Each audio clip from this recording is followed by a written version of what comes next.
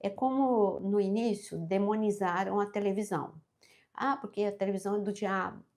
Até que as pessoas chegaram a um equilíbrio e viram que a televisão, ela pode ser bem usada e pode ser mal usada. Se você usar a televisão, para você se informar através de jornais, para você se instruir, tem muitos documentários legais, tem filmes bons. Então, se você usar a televisão de forma adequada, ela te ajuda.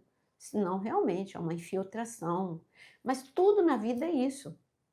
Então, sempre que algo novo aparece, demonizaram a televisão, demonizaram também, tudo, toda a área, e estão querendo demonizar também a inteligência artificial. Esse é assunto para outro dia, mas a inteligência artificial usada com cuidado e de forma sábia, ela vai te ajudar, vai te facilitar muita coisa. Bom, tudo isso para dizer que demonizar, já teve uma época que demonizaram a saúde mental. Eu sou dessa época. Se você procurasse um psicólogo ou um psiquiatra, é porque você não tinha fé. Então, demonizaram, né? Vai te afastar de Deus e etc e tal.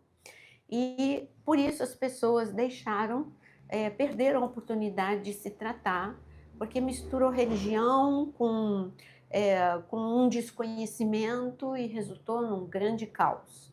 Ainda existe muita gente com muito preconceito nessa área. Mas eu disse que, então nós somos a geração mais conectada, no entanto, muito desconectados de nós mesmos e desconectados uns dos outros. Estamos cada dia mais isolados, mais solitários, as pessoas fazendo opções de, tipo, congregar em casa por causa de frustração, decepção. Jesus nos ensinou a, a nós nos reinventarmos, superarmos. Então, o problema com o próximo, decepção, não é porque um pastor escandalizou, todos são assim, não. Então, não radicalize, não generalize, isso tudo faz parte da saúde mental, né? E o versículo que eu ia ler, vou ler, Tiago 1, versículo 8. O homem de mente dividida é inconstante em todos os seus caminhos. Uma pessoa, é claro que aqui eu poderia ficar só nesse versículo. Se eu abordar o lado espiritual desse versículo, vai sair uma pregação. Mas aqui a gente está para conversar, hoje não é pregação. Se eu pegasse esse versículo para dar uma aula, nossa, eu ia para muita coisa. Mas nós estamos aqui conversando, estamos falando da importância da mente. E Deus, que já em Romanos 12 diz que a gente tem que renovar a mente. Quando ele diz em Coríntios que ele diz para a gente levar cativo pensamentos a Jesus Cristo, quando ele diz em Filipenses que nós precisamos ocupar a nossa mente com tudo que é bom, puro e agradável. Você está vendo quantas vezes a Bíblia nos dá dica do que fazer com a mente? O que Deus está falando? Gerencie seus pensamentos, não seja dominado por pensamentos descontrolados, porque isso vai trazer um desequilíbrio mental na sua vida. Esse é o nosso assunto, certo? Então, este versículo, eu quero dizer para você que hoje eu quero abordar só no lado emocional dele, que vai trazer consequências espirituais. Qualquer outro dia eu abordo só espiritual desse versículo, mas hoje eu quero abordar o lado emocional. O que é uma mente dividida? São pessoas frágeis emocionalmente. Tem hora, quando tudo vai bem, ela está bem, mas quando algo a contraria, a frustra, ou simplesmente um gatilho aciona algo na sua mente que a sequestra e ela vai para um cárcere mental, parece que é outra pessoa. Aquela pessoa equilibrada, mansa, está gritando, está descontrolada, está raivosa. Eu vou dar um exemplo para você, né, para que fique mais claro na Bíblia. Mical.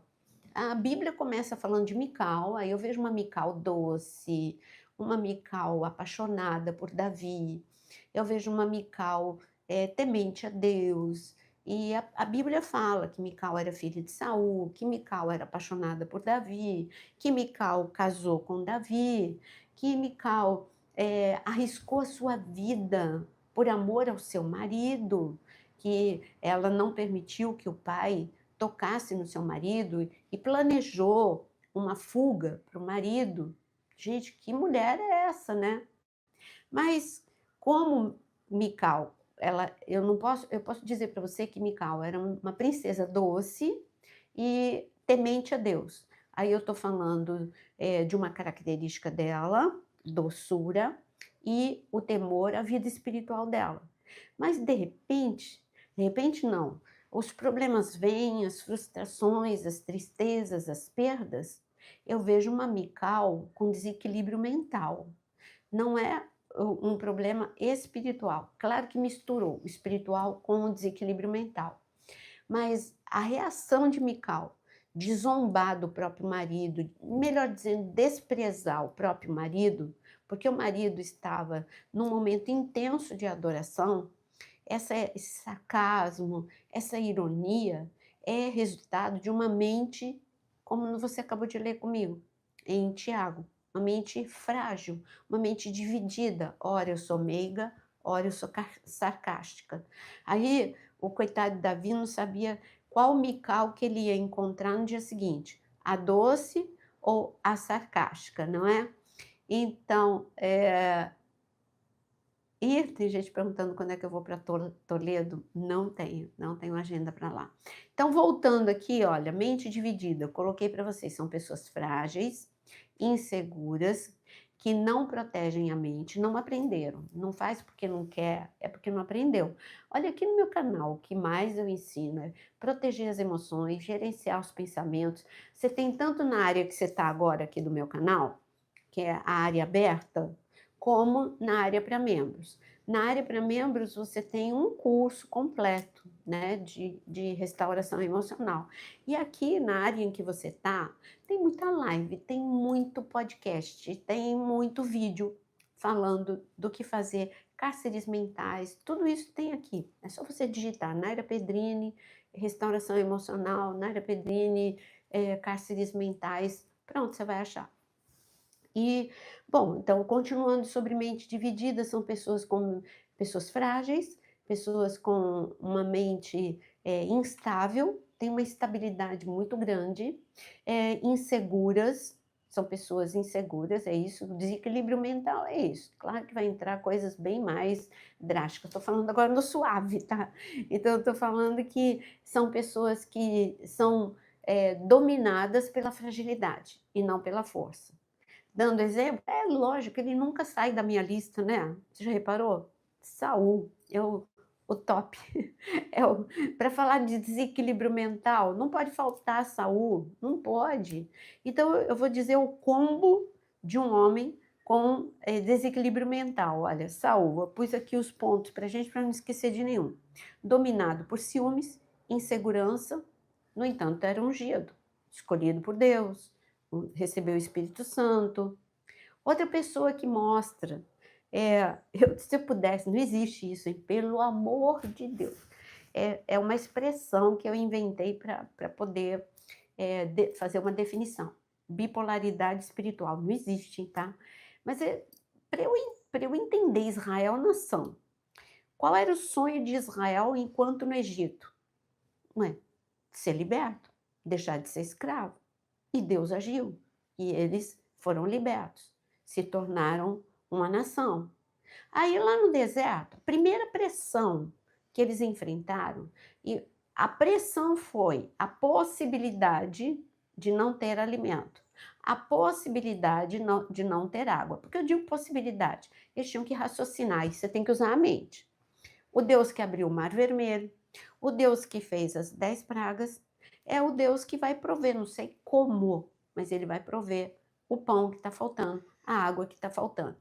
Mas a fragilidade deles, porque eles viveram tudo aquilo no Egito como escravos, violência, intimidação, humilhação, tudo isso trouxe grandes sequelas. Qual foi o pedido deles? O sonho era ser liberto. Qual foi o pedido?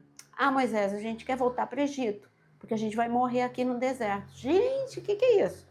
Isso é um desequilíbrio mental muito forte, né?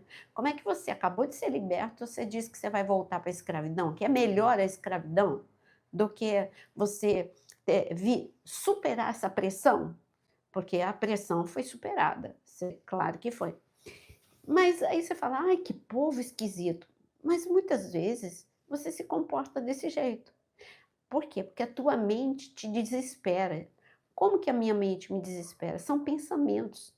Esses pensamentos criam cenas que você acredita nessas mentiras. Você acredita nessas. Eu vou comparar com miragem. Você está no deserto e você tem uma miragem. Não é verdade, mas o deserto, aqui, o calor, a desidratação, o esgotamento, ele gerou essa miragem em você. Alguns veem água, outros veem um bicho, mas é a miragem do deserto. A sua mente tem essa capacidade, porque se você deveria escrever em letras garrafais assim: a mente mente.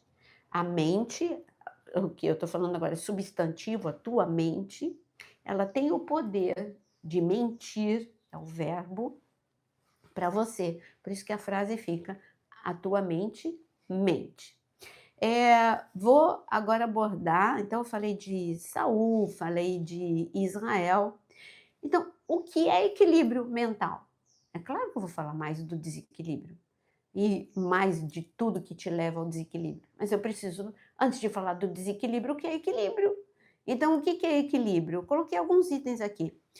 Capacidade, a capacidade que Deus te deu de você se automapear. O que que é isso? É autoconhecimento. Eu sei que eu tenho problema de timidez, eu sei que eu tenho problema com medo, estou falando de suposições. Você conhece os seus problemas. Você tem problema com a ira, você tem problema de desespero, qualquer coisa te desespera. Pequenos problemas causam grandes impactos na tua vida. Isso é um desequilíbrio, porque você tem a capacidade, Deus te deu uma inteligência multifocal, de você olhar não só para o problema, mas olhar para a solução. Ontem eu estava pregando no culto de mulheres e eu estava falando de uma pessoa que eu gosto muito de falar sobre ela, mas eu nunca tinha falado dessa forma de Miriam. E eu falei que o rio Nilo, ele era o problema de todo escravo, né? Porque ali tinha, Faraó adorava no rio Nilo.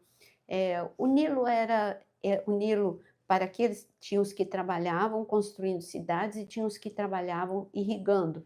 Então, para aqueles que trabalhavam na irrigação, era algo assim, eh, terrível, porque eles tinham que pegar água com baldes para regar as plantações do Egito, era um trabalho bem árduo. Então o rio Nilo era problema, mas para uma mente fortalecida como a de Miriam, ela olhou a solução. Essa é a capacidade que Deus te dá, de olhar dentro do problema possibilidades de solução. Sabe aquela expressão bem antiga, né? Só para a morte que não tem solução? É por aí mesmo, porque o dia que chegar o teu dia, foi Deus que definiu. O resto, enquanto você está vivendo, você tem a oportunidade de encontrar a solução. Então, ó, capacidade de nomear qual o problema que você tem, isso é saúde e equilíbrio mental, porque aí você trabalha, né, no problema que você tem. Tomar decisões equilibradas, ter a capacidade de não agir de forma descontrolada no foco de tensão, ter a capacidade de dizer: agora não é hora de eu tomar uma decisão, agora não é hora de eu falar nada, porque se eu falar na hora em que eu estou com raiva, na hora em que eu estou desesperada, ou na hora que eu estou com medo, eu vou falar besteira. É o que Pedro fez. Na hora em que a empregada, aquela serva, perguntou para ele se ele tinha estado com Jesus e depois o soldado, Pedro estava dominado pelo medo e pelo desespero. Ao invés de dar lugar para o desequilíbrio mental que o levou a assim, a atitude espiritual a mais feia da vida de Pedro, que ele negou Jesus. Como assim? Como é que um homem que teve tantos acertos chega a negar Jesus? Como? Como que Pedro chegou a negar Jesus? Desequilíbrio mental, gente. Ele ficou, naquele momento que o questionaram, ele ficou dominado pelo medo.